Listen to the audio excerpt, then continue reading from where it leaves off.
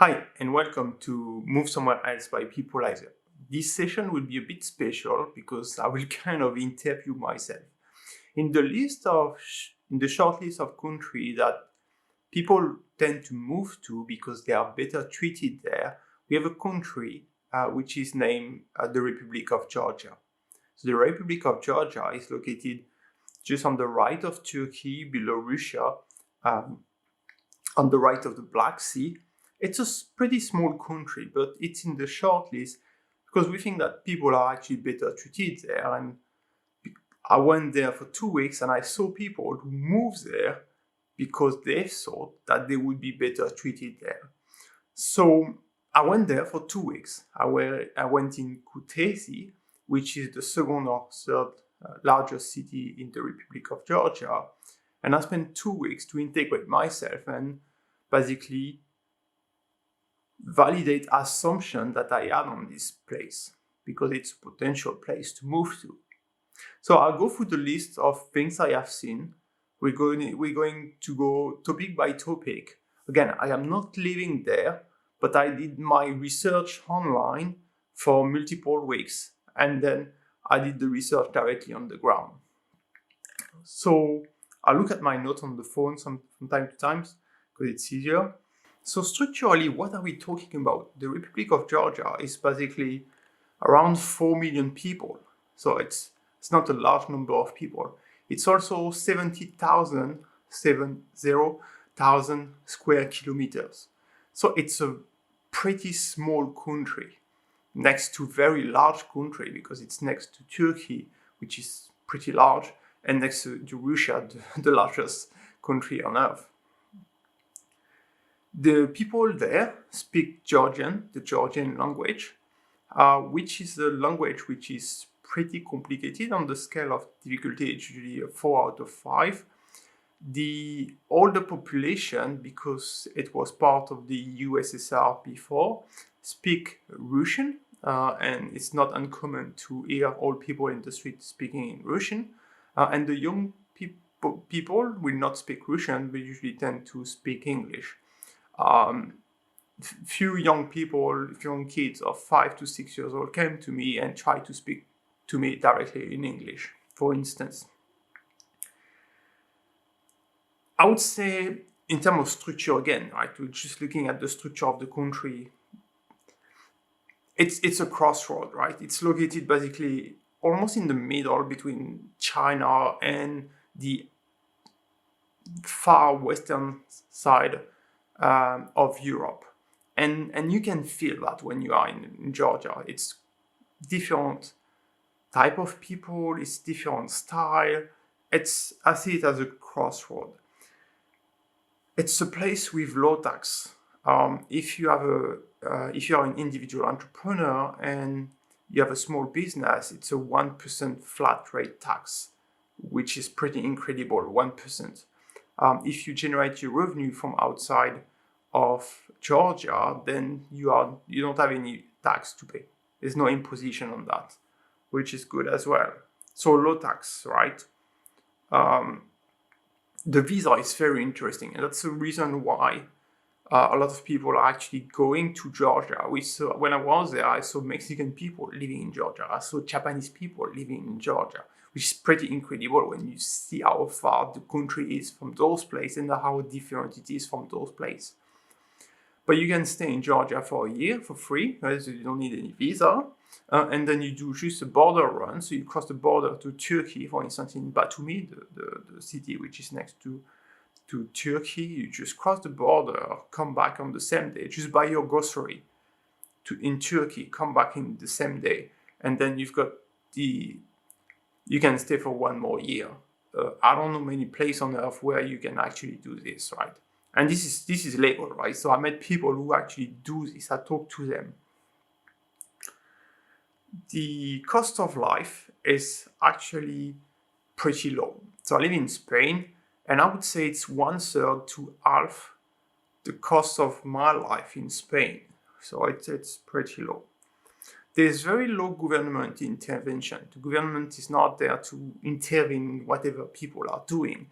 the pattern that we see constantly in the West. Basically, whatever you want to do, you need to deal with regulations, laws, and the government. You don't have this in Georgia. I do felt, and I do discuss this topic with a bunch of people, that there are globalist forces present that you can see in Georgia through different things. And I'm going to go on this topic as well because it's important. So let's go topic by topics. Let's talk about taxes. So one key advantage of being in Georgia is tax. And I did meet a number of people who moved to Georgia because of the tax rate. The tax vary basically from 0% to 20%, with a number of cases where you can actually get a very low taxation rate. So for instance, if you are a freelancer, you would create individual enterprise / small business, and you will get a 1% tax rate on your revenues, up to, I believe, something like 500,000 gels. So it's around 166,000 euros, right? So it's quite a significant amount of money per year. So up to this amount, basically, you can get a 1% tax rate. And then you will get no taxation on money made from clients outside of Georgia. That's a good point. For enterprise, I believe it's 15%.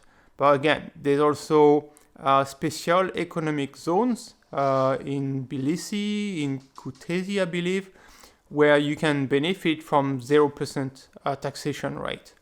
When you see that there's enterprise like coming from China, you can be pretty sure that if they are there, they usually benefit from no taxation at all. So all that to say that if you want to keep as much value as you would like to out of the energy you deploy in your work, right, in making business, creating value for others, then you should consider places like Georgia. There's other places on earth where you may benefit from a low taxation rate or no taxation at all, but there's not a lot of them, right? So that's it for taxation. We do have contact in Georgia if you want more information specifically regarding taxation, or you want to create or register an enterprise there. The people, the Georgian people. I'll give you a bunch of feelings that I had when I spent 2 weeks there. I felt that people, they look moody to me. Their face looked like this, pretty moody, no smile. And that contrasts a lot with, I spent quite a lot of time in Asia, where you go to Philippines, you go to Thailand, you go to Indonesia, people seems to be happy, people seems to be smiling. It's something you notice, basically. But when I talk to local people, they actually don't even notice it, because it's just their way of being. They only notice it when they go to other country and they see the contrast. It's always the question of like seeing the contrast for being able to see it. A crossroad of people. So you see different type of people. There's Indian people. There'll be Georgians. There'll be Russians. There'll be some Westerners. I see Georgia as a crossroad. I was surprised that I didn't see any black people in the place I went to, Kutaisi, for 2 weeks. So it seems that not much African people there. So that was a bit surprising to me. The men don't really seem to be hardworking there. So I see a lot of men actually in small groups, talking, sitting in the street, chatting, smoking, drinking sometimes. Not in the street, but in their house. And it feels a bit weird that you've got a society where the men don't seem to be to be hardworking or doing much. And I don't know. I'm asking myself, like, would I like to be in this context for a long period of time? Maybe not. And that goes with, okay, so the women paradoxically are in opposite are basically hardworking. So I saw a lot of women actually working. If you go to the local market, for instance, you see usually women working directly in the market, and the men just sit at home or in the garden watching drama all day long, and that's very surprising. So it goes with low creativity, right? Because if men are not actually hardworking and doing things, then they don't really use their brain, and you see that, right? So I think there's a low creativity, low initiative in this society. And I talked to a bunch of people locally, and they told me it's a bit like the communist system before, where you used to be fed by the state and you actually don't need to do much. And that would make sense to me. I'm not sure if it's the right explanation, but it seems to be consistent with what I have seen. People are pretty clean. They dress properly, and that's quite surprising. Men will usually dress properly with pants and a shirt, and yeah, it's like a respect for other people. The society there is helpful, willing to help. So I say that they are lazy, but they will try to help you, and I think that's a good thing. So I was, for instance, trying to search for houses around, and more than once people will. So I will talk to the people, and they will invite me to their home. They will even see if there's any spare space inside the home, so that I can actually live there for some time. They are really nice and willing to help. They will go the extra mile to help you, and you can feel that it's something we don't have anymore in the Western society, where it's just deal with your shit, mate, and I don't care, and that's it, right? It's mostly individualistic in the West. There, actually, maybe the communist mindset actually triggers this willingness to help others. I don't know. I actually went through a number of graveyards, and I was actually a bit shocked. They seem to really respect the dead people, and in a context where in the West we basically normalize death and get more and more insensitive to death. It's a big contrast. The graveyard are actually extremely nice. They are actually fun, creative, and nice. It was very surprising. But you've got to go there to understand what I'm talking about. There's no cultural activity, so it's not in the culture to go for theater, for movies and stuff like that. It's not like in the West, and that may be something negative from your perspective, because it means that there's less activities to do. But in counterpart, you've got large nature area, a lot of outdoor activities to be done, right? But don't expect people to go for cultural activities there. It's yeah. I also didn't see much people at all begging. I didn't see much poor people. It's funny because the cost of life is it's low, but yeah, I was surprised on that, right? So basically, in the West, you will see people sometimes begging at the entry, especially in the US, you see people begging at the entry of the supermarket or the post office or whatsoever. You don't have this in Kutaisi at all.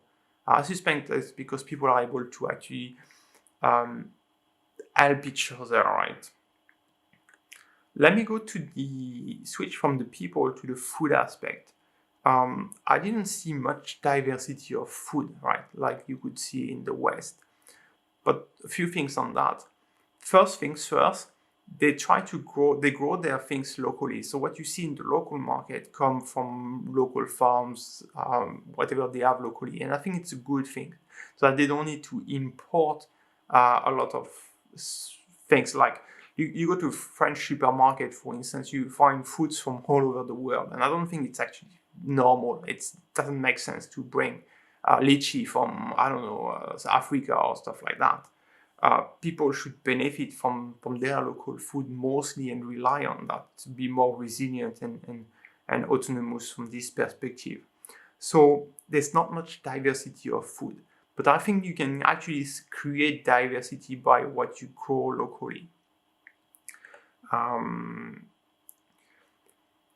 On the food aspect, there's actually a lot of because of the climate, the weather, which is so the longitude is 42 degree north, roughly, basically, for Georgia. So it's not Mediterranean, but it's not extra cold in winter for the area of Kutaisi. In Tbilisi or Batumi, would be more rainy all year round. And Tbilisi, the capital on the east side, will be hotter in summer and cooler in winter. But if you're in the middle, basically, you can grow a lot of food, and it's very common to have fruit trees in your own garden, so you have access to actually a lot of food directly inside your own garden. Most of the people actually grow, even make their own wine because they have access to grapes that they grow in their own garden, for instance. So that's for the food. For the safety, I had zero feeling of not being safe there, basically, right? It's like literally zero feeling. I saw multiple times inside fast food or restaurant, people leaving their phone directly on the seat, and no one will take the phone, or they will bring it back to the counter to make sure someone get it back, right? But that is representative of the culture here. They don't need your stuff. So you see, right? They're not wealthy people, but they will not steal stuff from other people, and I think that's a good thing. Most people also leave their house unlocked, and that may be surprising to us because we're used in the West to close our house and stuff like that, make sure like no one will break in and stuff like that. But here, it's fine. The window can stay open, the house can stay open. I'm not saying that there's no thief at all. It can happen, but this is extremely limited and not in the culture. The economy. I didn't see much diversity in terms of economy, and means that actually I don't think there's a lot of opportunities in Georgia. For the one who actually is able to just go there and observe how people are acting and what are they doing, there's actually a lot of products and services to be developed locally. There's local markets, and I think that's a good thing. That enable also all people to. So that touch also regulation. So for instance, if you grow your own food inside your garden, right? You have vegetable garden, you can actually go to the market and sell your stuff. It's allowed. You don't need a license for that. And I think that's a good thing because I mean that there's no barrier to entry to start a business, to do something. One of my friends told me that, for instance, there were a couple of foreigners and they had a lot of fruit surplus in the garden, and they decided to just go in the street and sell their apple, for instance, for $1 per kg. And you can do it. It's actually benefiting society, enable other people to access food at a very good food at a very low cost. Something I didn't add also on food is that the veggies don't really look good, but that's normal because they are locally grown and there's no additive or products in them actually. but they are the fruits and the vegetable that I tried there actually taste way better than in Spain, where here we actually produce a lot of fruits and vegetable, as you know, right? Spain is a big producer, as you may know. Spain is a big producer of food and vegetable due to the weather, right? The economy. So growth is high. The growth rate is high, and this is not surprising because they are starting from quite low. There's also, so I mentioned efficient services. So you go to the bank, you can open an account in very quick right away. Basically, you get your debit card, credit card right away. Then you get the one with the name a few days later. All the services, the admin, the purchase of a home can be done basically on the same day. And those services are frictionless. It's not much cost at all to the service itself, right, basically. And I think that's excellent, right? So when you buy a house, for instance, let's imagine we buy a house around 70,000 euros or USD, for instance, then there's no one taking 1% or 5% or 10% or 15% of the house price like it's happening, and that it's pretty common in the West, which is a total scam to me. But this is great because you don't need to. It's all those costs are actually friction. They are not actually necessary. It's just to me it's a fifth, right? The regulation. So it's a country with low regulation, and you see that a bit everywhere. For instance, in terms of construction for the buildings, right? You don't have much regulation at all. You don't have this system of, for instance, CO2 emission or insulation or ratings or label. And I think that's great because they're actually becoming a total scam in the West. They are being exploited actually to create an environment of control that you do not have in Georgia. So there is actually big advantage of low regulation, low state interventionism inside what people are doing, and I'm in total favor of low state interventionism because it's not necessary most of the time. But the drawback could be, for instance, a good example is driving. So not much rules regarding driving. You can pretty much drive the way you want. I've seen many people actually passing the red traffic light, for instance. But the counterpart is we actually seldom see any accident. So people are left, you can drive the way you want, basically. It's even a lot of a car where the wheel is on the right and others where the wheel is on the left. So it shows you like, okay, where's the regulation into that? But the counterpart is that I think when you leave people responsible for what they have to do, they behave responsibly. Of course, you may have a lot of some people actually driving too fast, and they could be dangerous for other people. And yeah, you want to avoid these practices. But the context where people get to be responsible for what they are doing, it's good. Infrastructure. So when you look at Georgia and when you arrive in Georgia, one of the key things you see is green. So you've got a lot of nature around you. You also see that when you fly above Georgia by plane, you see a lot of green and mountain. Basically, a significant part of the territory is covered by green area, forest, as well as mountains. And talking about infrastructure, so one of the key things you see as well when you arrive, you exit an airport, it's the house, the buildings around you. And you may get the feeling that the country is not really developed. Why? Because the house don't really look nice. They look a bit like, I would say, the house in the countryside of Thailand or Indonesia. It's not slum at all, as you can have in some area in Asia, for instance.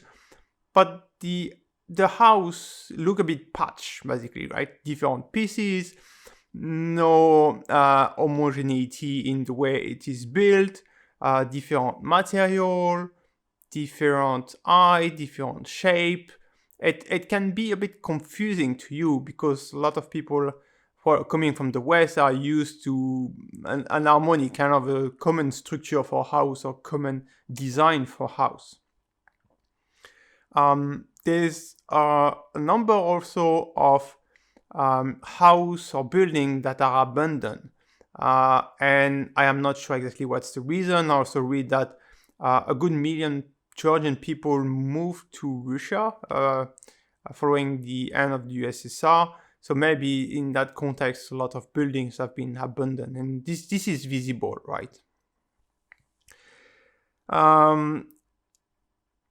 The roads, so part of the infrastructure include the roads. Don't expect the type of highways that you see in Europe. There's nothing like that. There is road, you can use the road, but the quality could be much better. The problem, I would say, the main problem about infrastructure and roads, it's you can have a part of the road that is destroyed, or you have a pothole or a hole in the road, and that can be actually dangerous, right? You also see that, for instance, the roads are not really perfectly smooth and flat, right? So the work, this is one of the comments I get from actually multiple people. There's a problem of competence, right? So they are building stuff, but the quality is not there. I suspect that the lack of the competence to build something of high quality, right? And that may be the reason why you see Chinese enterprise coming there to actually build the road, because when you actually spend some time in China, you have highways and roads which are of great quality. It's like, this is smooth and it's flat and structured. I don't know if it lasts multiple decades, but at least it seems okay. Electricity. So electricity is provided through dams. There's a lot of river in Georgia. They don't lack of water. There's around 300 rivers, and so you will see multiple dams. So I spent time in Kutaisi, and there was quite a massive dam that provide electricity to part of the town, I'm assuming, right? The infrastructure, so gas. Gas power the cooking in most houses, as well as the heating in winter. There's gas pipelines. I'm assuming the gas come from Russia and Azerbaijan.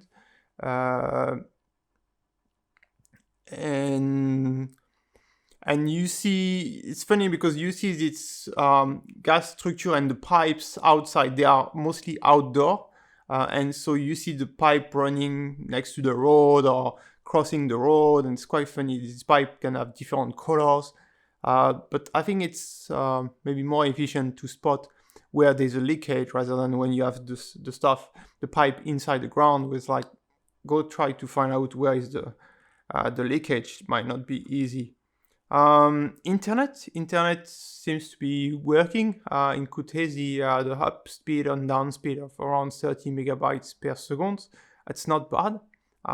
It's not as high as what you get in the West, where you get usually 100 or 300 megabytes per second, but that lets you work, right? Most of the digital nomads are actually totally fine with the internet speed for working there. In the countryside, you've got internet by radio. In the city, you may have it by fiber. In terms of airports, because airports are also important in terms of infrastructure to connect to other places, there's 4 airports. The one in Kutaisi, so it's just a simple airport, simple small airport, but it looks modern. It does the job. And you've got one in Batumi and one in Tbilisi. The coverage is not too bad, but As Andrew mentioned in his video, it's basically one airline operating the airport in Kutaisi, which is Wizz as of October 2023. And if that airline had issues or had to close some line, then the connectivity wouldn't be great anymore. So it's something to factor in, right? Basically, there's a risk of relying only on one single airline for an airport, definitely. The train system, there's a train as well. The train will connect east to west. And so you can go from Tbilisi to Batumi by train. It's pretty slow. Don't expect the train running at 200 kilometers per hour. Far from that. The top speed might be 120 kilometers per hour, which is pretty slow for a train. But that does the job, right? It's a bit like the road system. Don't expect to be able to drive at 130 kilometers per hour on the road. It would be potentially very dangerous if you actually bump into a cow or chicken or a dog, or it's a hole in the road, whatever. But it is usable. It does the job, I would say. The city seems to be very walkable. So I'm still talking about the infrastructure. When you look at the city, it seems to be walkable. The pavements are pretty large. It's not those cities like, for instance, Hong Kong, where there's actually sometimes no pavement at all, and it just doesn't feel good to walk into those cities. And the cities are also pretty clean. This is what this is surprising. You would expect people to litter. No one litter. It's pretty clean everywhere. That's it in terms of infrastructures. What I noted. You may have actually other thoughts or comments. Don't hesitate to engage through the contact tab if you want to. In terms of, let's switch to housing. So, because housing might be important for a number of people if they actually plan to buy a house, or they want to rent at the beginning, or they think of getting residency through real estate investment, which is the case in multiple countries. So the price of property is much cheaper than in Europe. It's in some place in the countryside, it's actually way cheaper. You can get a house for as low as, I would assume, 25,000 USD, right? So 25,000 USD. House of 100 square meter with 1,000 to 2,000 square meter of garden around the house. This house may have an average quality in the way that don't expect that the insulation and the heating system may be as comfortable as in the West. In these countries, what I notice is that, for instance, all people are used to live in the house, even if the temperature in the house may be just 13 or 14 degrees, right? They've been basically toughened by the culture, the history, and it is fine for them, right? And in those houses, sometimes they only eat one bedroom, one room, and that's it. The rest of the house is not being hit. The houses are actually pretty big. Most of the houses are at least 100 square meter. So I would say in terms of price, you can. Well, the price in the capital like Tbilisi has been increasing a lot, as well as Batumi, because of Russian coming in Georgia and buying property as basically mitigation of the risk that they perceive in Russia. And seeing the price of property in Georgia, it's like, okay, this is cheap, let's buy properties and let's see what they can actually move their family there, or see it as an investment. It's also a way to get residence. If you buy 100,000 USD of property, you get a 1-year residency permit that you can renew if you keep the ownership of the house, or you invest 300,000 USD in a house, or having multiple house, and then you get a 5 years residency permit, right? So I'm assuming that many Russians opted for that, but doing so, they have contributed to inflation. So there's still, this is the reason why I went to Kutaisi, because there's actually not much inflation compared to Tbilisi, the capital, and Batumi, this seaside casino-like town, basically. So the reason for the average quality of the house seems to be linked to the competence of the people. This is what I heard from multiple people who are their house done or are trying to do construction. It's hard to access people who are competent in terms of construction. They will have their way of doing the thing and they won't deviate from it, right? To the point where I met a few people who actually get workers to come from France or from China to build their own property because they don't want to deal with local people. I actually saw a bunch of stories to the point where you ask local people, for instance, a construction guy, to put the tile in a certain way, and he will put them in another way, and he won't care about what you think. This is the type of mindset you will need to deal with if you're building a house, right? So, which is quite annoying to some point because you're the one paying for it, right? Continuing on the housing, you've got the system of foreigner price and local price.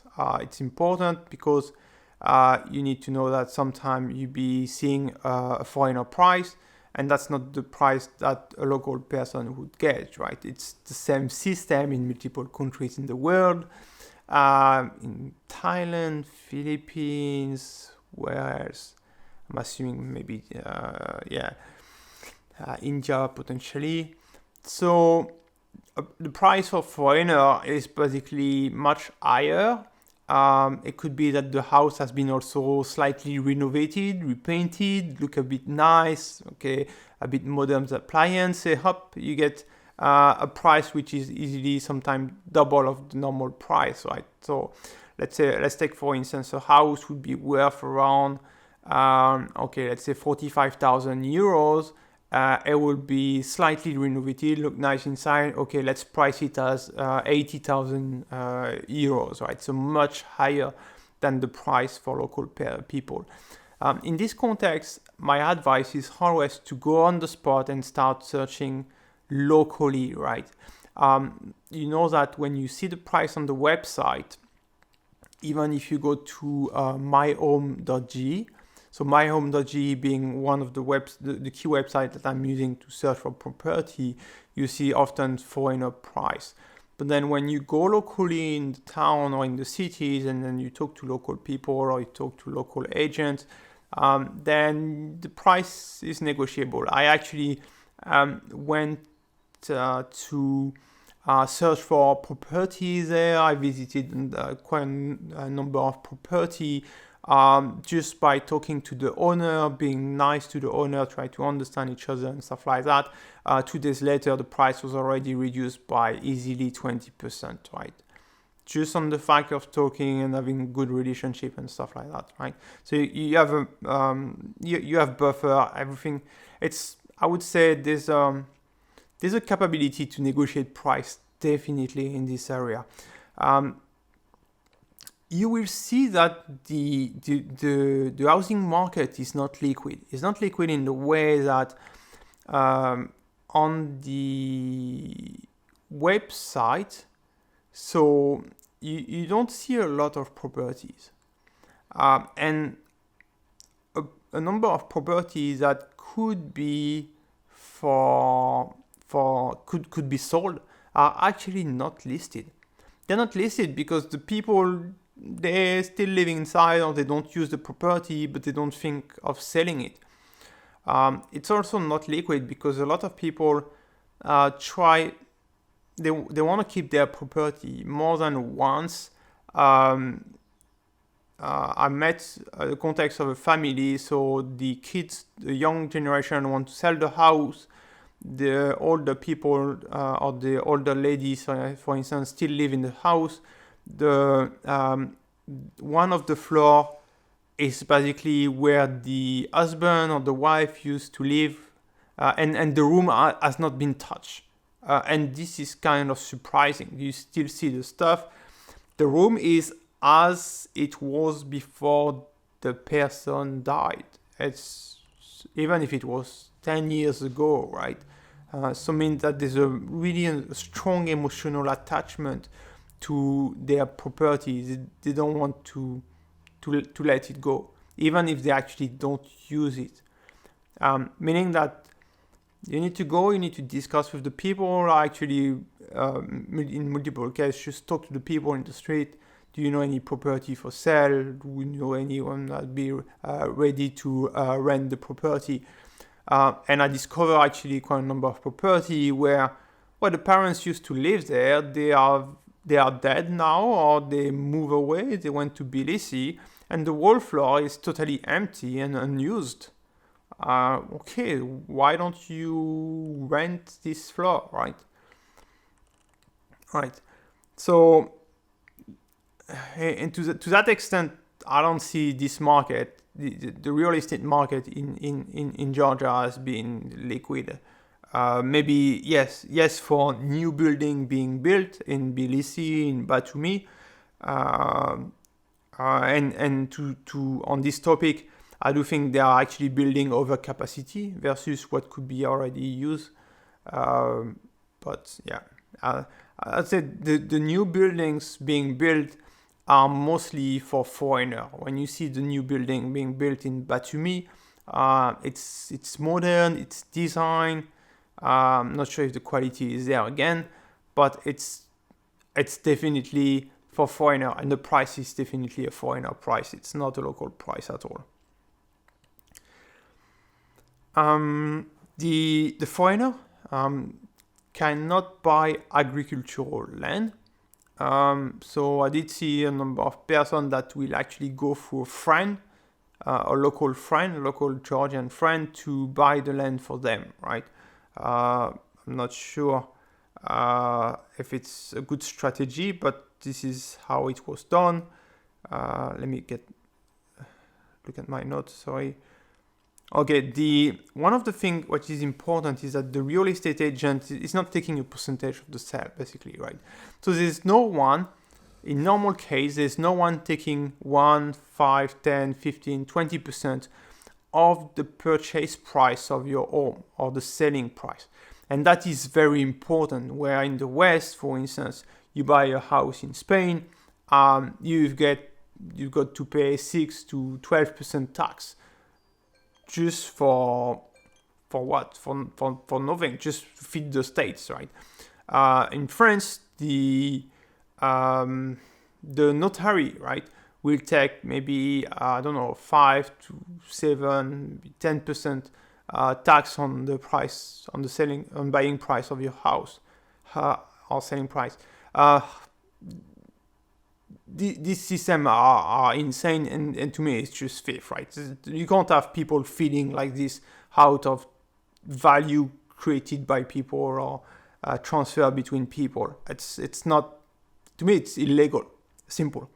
And so you don't have this in Georgia, except in very specific situations. For instance, if you were to resell your home at a higher value in less than 2 years, maybe the state will take 5% or so of the 5 to 20% of the transaction, of the added value that you are making, right? The profit, sorry. The purchase process is also very efficient, straightforward, simple. You can buy from the moment you agree with someone on buying price of the house. You can actually do the transaction in a few hours directly online, right? And so it's not uncommon to buy a house in one day. Many people I met actually had this experience, just buy the house in one day. And that is actually, it's convenient. It is what it should be, actually. You shouldn't have a process of multiple months of wait time for buying a property.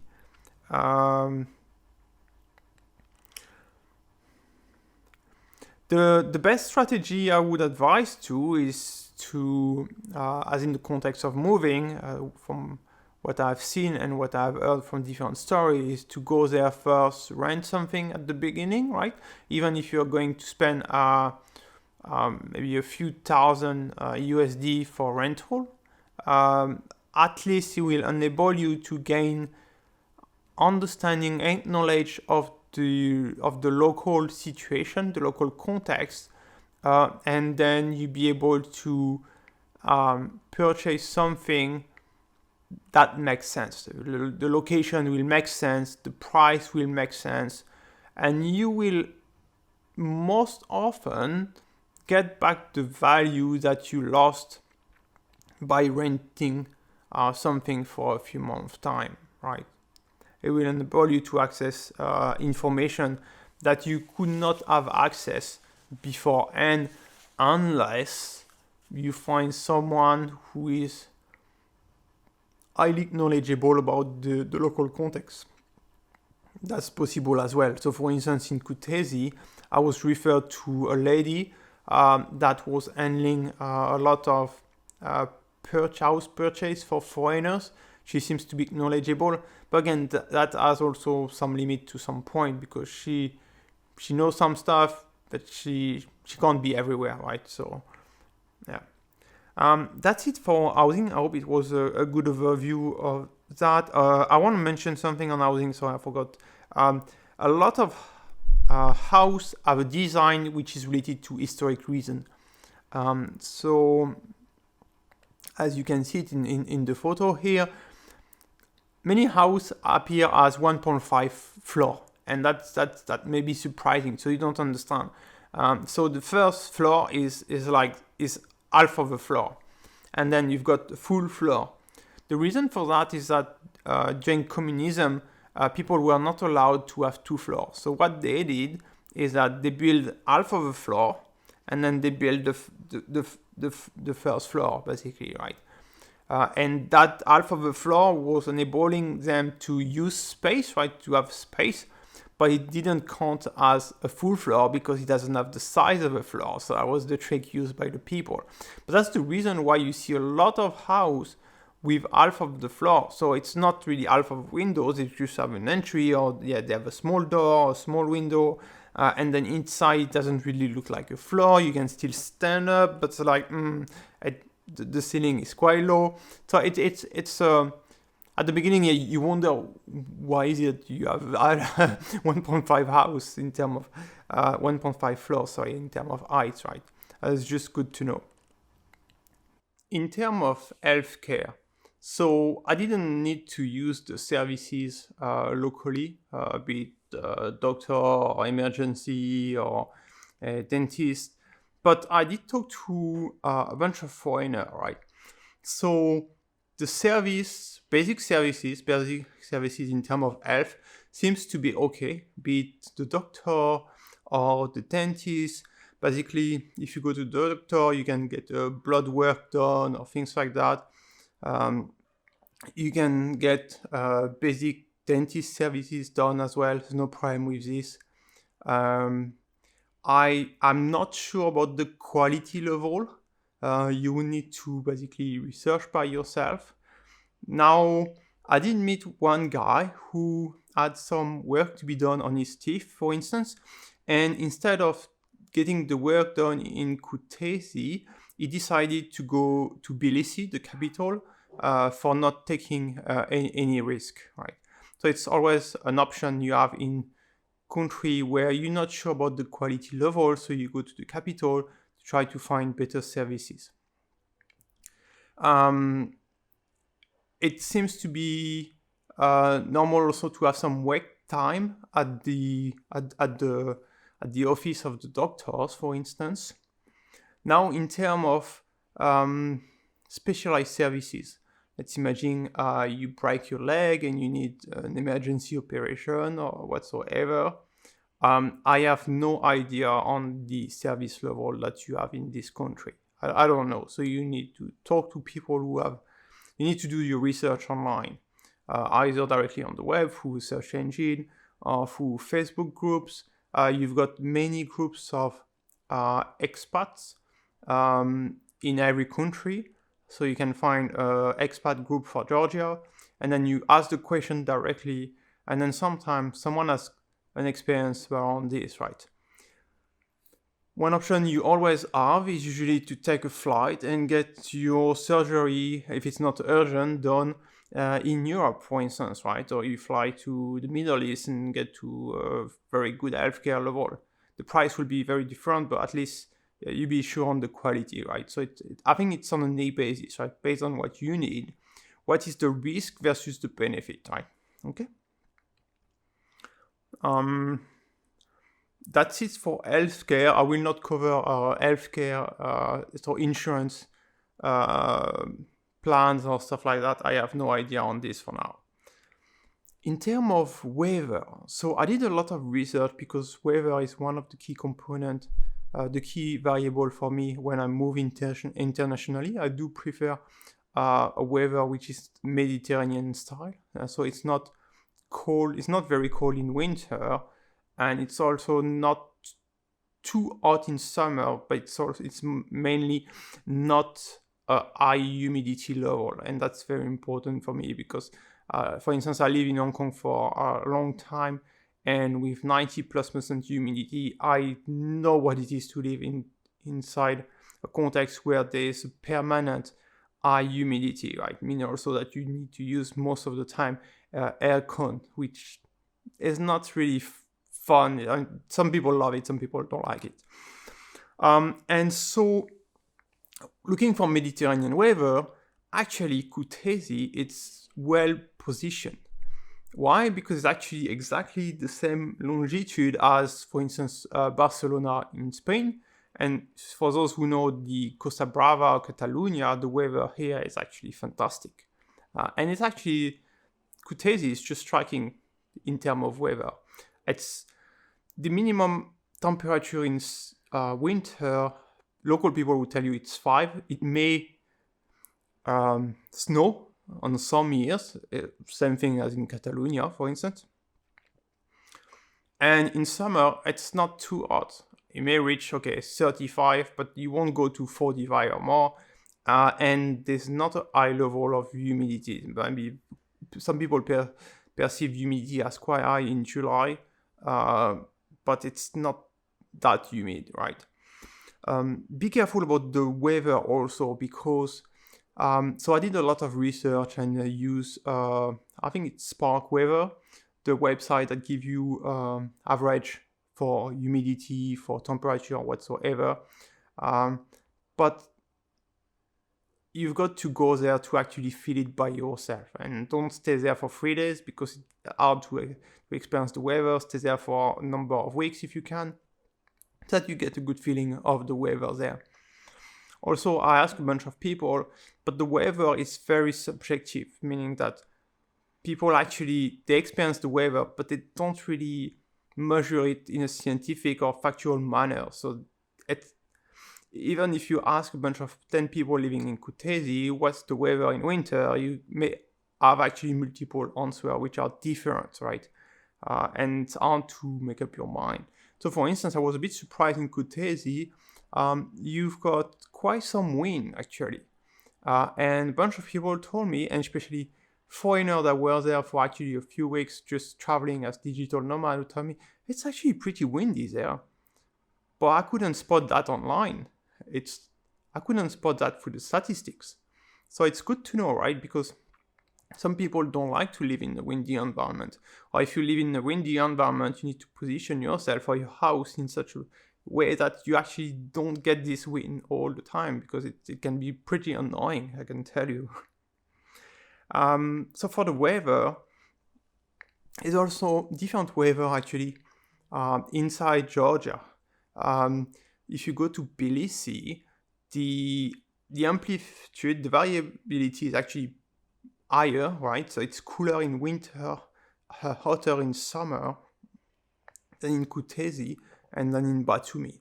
In Batumi, the weather seems to be quite good. Now, the inconvenience of Batumi is actually this rain that you get a numerous month a year. And if you actually listen to testimonial from people, it can actually turn out to be pretty annoying, especially if you want to have outdoor activity and it's raining quite a number of months during winter. I don't think it's really fun. The weather in Kutaisi seems to be quite good. Of course, it will rain as well, but this is not too bad. So, for instance, for me, I'm living in Spain, and actually it doesn't rain enough to the point where you've got restriction linked to the water usage. And I don't think you want to be in such context where you're actually nearby the sea, but you have a problem of water. Given how modified the weather is, it's very likely that this trend amplify, meaning that if you are in an area where you don't benefit from water, it's likely to get worse, unfortunately for you. So be strategic when you actually look at the weather.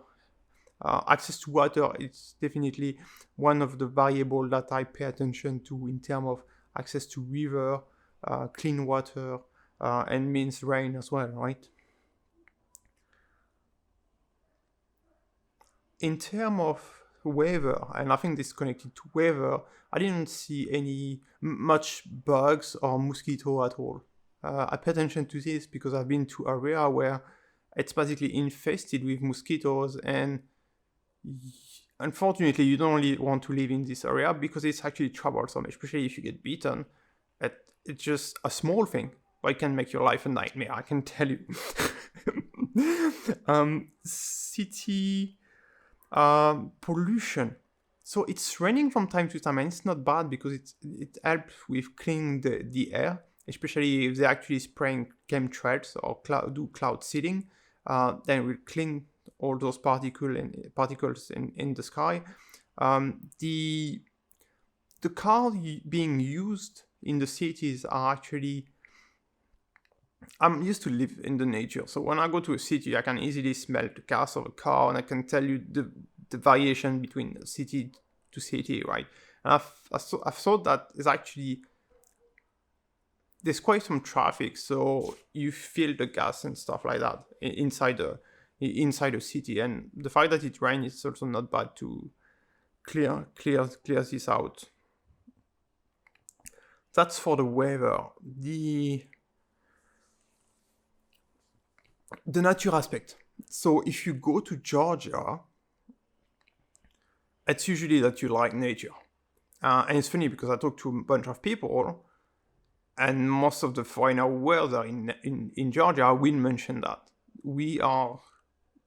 part of their choice was based on the fact that it's a massive natural area, means access to green, to mountain. A significant percentage of the land in Georgia is covered by mountain, and you've got mountains which are pretty high because you've got this mountain range at the north, right, with Russia, with peaks that goes above 5,000 meters. So it means that you have access to snow, to ice, and it gives diversity in terms of access to nature, right? You've got... we visited a bunch of canyons. You've got access to rivers. It's a small land, right? It's 70,000 square kilometers, but there is diversity in terms of nature, and I think it's great. Water access. So I mentioned it previously. It rains, there's a lot of mountains, so there's a lot of rivers. It's very common for houses and garden to have access to a well inside the garden. It's common. After the water quality, I do not know. You will need to get that tested or research the water quality, because sometimes you have access to water, but the water is of poor quality, meaning it's mixed. There might be compounds inside that are not good. I want to spend time now on the infrastructure of control / poisoning, right? And that's a big topic for all those who are trying to get away from a location where it's an environment of control. I will start with the vaccination. The rate of vaccination was around 5% at the beginning of COVID, I think, and they had actually difficulty to get the local population to accept vaccination, right? Because naturally they're not in favor of that. They actually, so those folks have critical thinking and they are able to smell when there's something wrong. And I suspect that the typical approach of the government, like you need to do that, didn't work because they were able to tell that there's something wrong about it, right? So there was a push for vaccination, of course, with a 5% rate. It doesn't please globalists or the WHO, and the rate seems to be around 25%. It's low, and I think it's good because I mean that. So I did talk to local people, including teenagers. They don't trust vaccination, and I had really this open dialogue with them directly, right? They also saw people getting sick after being vaccinated, and also the statements it's not good for all people. So all in all, the vaccination rate is low in Georgia, and I think it's not a bad thing. It's better than being in a context where it's 80 to 90% vaccination rate. One of the things, cloud seeding, so what we call also chemical trail. So at the beginning, I didn't see any of it, and actually paying more and more attention to the sky, I realized that actually there's barely any plane passing over Kutaisi, although there's an airport they land, right? But they are not cloud seeding when they land. It's mostly in flight. But the flights pass by north or south, right? At least a good 100 kilometers north, I say 50 to 100 kilometers north, 50 to 100 kilometers south. And because of the wind, so those planes are actually cloud seeding. Because of the wind, you can see this veil arriving like this. Now, given the fact that it's raining from time to time, it helps to clear the sky. And the traffic has nothing to do with the traffic you can see on an airport like Charles de Gaulle or El Prat or Heathrow. There's far less traffic, and I think that's good. The topic of radio frequencies of 5G towers. Initially also I didn't see any, but then I started to pay attention, and then, oh, okay, there's one on top of this building I didn't see, stuff like that. So in the city there's a bunch of them, and in the countryside there's also a bunch of them. Out of nowhere you see a coverage in the countryside. So I have no idea. Looking at the hardware, how it appeared to be thinner and less big than those massive antennas that you see in Spain or France. It seems to be a lower quality hardware. Maybe it's hardware from China, I have no idea. But there is a coverage of 5G tower, and so you need to strategically choose your location. You don't want to be in the scope of direct emission of those towers, definitely, as we have no idea exactly what is the risk, the long-term risk for the body.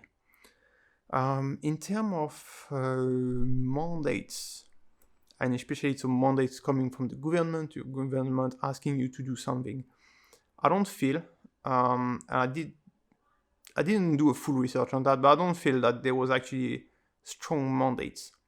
There was recommendation maybe, but the government, don't forget that the government doesn't have any much budget at all, right? So it doesn't have the capability to enforce any regulation, and in a way that's quite good actually, because if government has a massive budget, like let's say for instance France, where we actually go into deficit just to fund new regulation or coercion of the people, then that's not good. But it's not what Georgia is doing at all. And the fact that people actually they use their critical thinking. So if there were a strong mandate, like we saw, for instance, maybe a mandate around vaccination, people they pay attention. They think before acting, right? Infrastructure of control. I have talked to a bunch of people who do mention to me that there's a willingness from globalists to develop and push their agenda in Georgia, right? Be it the EU trying to absorb Georgia, but at the same time, there is groups of people in Georgia that understand what is at play and try to keep a neutral position. Basically, there's a deep state as well in Georgia, right? But not on the bad side of it, maybe on the good side of it, more protective of the country itself. Again, there would be more to research because I didn't have time to research that. And usually it's by talking to experts or people who have really deep knowledge of the culture of the dynamic of really economic and financial relation inside a country that you can understand that. It's not easy to access those people, unfortunately, especially when the country is small like Georgia. School try to format a bit younger generation. It's not a surprise, but I feel that younger generation are willing to better understand.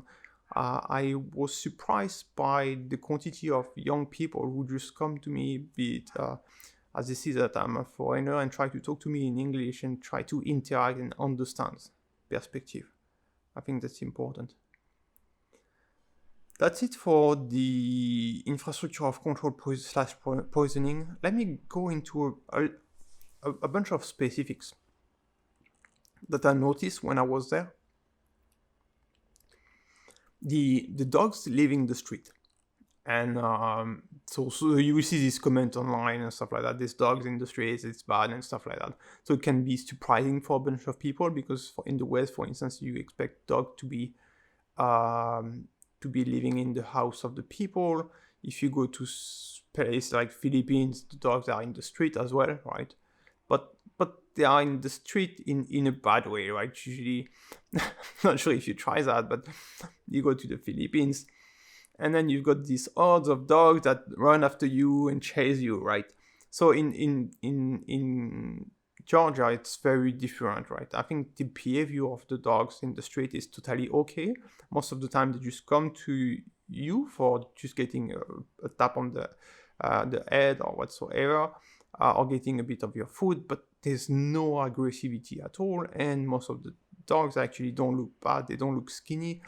I think I saw only 10% of the dog having issues like skin disease or a wound or something like that. 90% of the dog look totally okay, and they are actually everywhere, right? Because you need to understand always the mindset behind a behavior. People consider the dog as an animal that should be living in the street and not inside a house. That's why no one will have his dog inside a house except us foreigner. And the dog being in the street, people give him food, right? So it's not starving at all. There's actually more access to food than inside a house where it would potentially just depend on the owner to give him food. And he can go living in different places. I even see many streets where there's actually dog house on the side of the street. So the dog has his own house on the pavement or on the side of the street, which is actually pretty nice, right? And all dogs have a tag, and they are kind of tracked or something like that, right? So that can be surprising to people, but more generally, animals are allowed to walk everywhere, right? So you may see a cow in the town, or a pig on the highway, or horses somewhere. It's totally fine. You just slow down when you drive, or you just pay attention to them, and that's it. I think I think it's a different perspective of living, but totally makes sense, right? So like also prove you that there's access to food everywhere, right? It's like It's not a farmer monitoring a bunch of 100 cows. No, the cows are here and there, and it's access to food. You want a pig. I don't know exactly how it works, but I suspect that you really want a pig, you just get the pig and you cook the pig, right? No, I don't see anything preventing you to do this.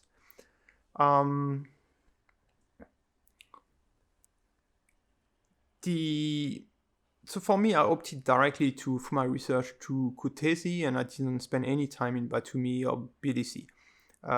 Andrew, you will see his interview as part of the program Move Somewhere Else. I spend time in BDC and will give you his feedback on BDC. And it's good you get feedback from myself, but also from someone else, so you get totally different perspective. We didn't even discuss together those perspectives. So it's for you to make up your own mind. I did talk to a bunch of people from Batumi, so and what I observed from my research and what they told me is that there's a significant inflation, price increase in Batumi and BDC, driven by real estate, driven by mostly the Russian people who went to move out of Russia, bought property there at a price which is significantly higher than the market price, drove the market price higher, and then you end up with like overpaying. Some of my friends told me, so actually I met one French guy. He was actually searching to buy something in Batumi. Then he actually looked at Kutaisi, and he bought the house right away. Given the price difference, he couldn't even believe it. I was 40,000 USD for something that in Batumi would be worth maybe 100,000 USD. And to that extent, where one of his comments was that there's overcapacity in Batumi. It's already happening. And it's a logical trend when this is happening, where people come in drove and then try to buy houses and stuff like that. Property developer build, but actually the demand just collapsed on itself, right? It was just a hype, and then you end up with buildings that are totally unused. It's been I've seen that multiple times in China, where they try to build new area, new district, and then there was a hype, and then suddenly no more demand. Oh, too bad. And of course, the property developer collapsed because they can't sell the property that they have on their hand, right? So basically, prices are higher in Tbilisi and in Batumi. I think the price in Kutaisi are still acceptable given the context. Factor in as well that in Kutaisi, you may have less access to economic activities, right? As well. All right, so overall, I think Georgia has massive potential. If you are someone who works online, there's actually, it's a good opportunity for you to move there and live there, basically, right? You have access to internet. Food diversity is not high, but food quality is good. The rental is totally acceptable in some part, right, of Georgia. You've got the possibility to buy a property for as low as I would say 25 or 30,000 USD. If you're more comfortable having your own property, some of you are, and don't want to pay the rent. It's safe. You can rely on the people; they are reliable. They will help you in case of issue. I would say you need to be careful about some of the globalist forces, definitely, right? There could be a play. One of the play could involve Georgia. I don't know on what aspect, maybe military or military conflicts or whatsoever. But this is what can happen into multiple areas, unless you live really on the side of things. I would say like I don't know, end of Argentina or whatsoever. Or east of Russia. I see it as a potentially great option for the folks who live in EU, because they don't need to. The relocation is far less complicated than a move to another very different time zone, like be it Asia, like Thailand, Indonesia, or the other side, some places in Canada or Mexico or Costa Rica, Brazil. It could be an easy option for getting out of EU. But again, right, if you work in an office and if your job doesn't allow you to do remote working, your boss is not okay with that, then it would be difficult. Now, if you are you can move easily, right? So Georgia is a GTM plus 4 time zone. So it's really good actually. The time zone is perfect it's great for Asia and Europe, right? It's a bit too much in advance versus US, but for Europe and Asia, it's a great time zone. Plus, the connectivity to Middle East, Europe, Asia, it's fantastic. I think this is really a great opportunity to also participate to the growth of Georgia, to develop Georgia. If you are creative and you are able to help people, right? Basically, you want to help the people and the economy. I hope this is useful. If you have any questions, feel free to contact me through the contact tab. And good luck. Thank you.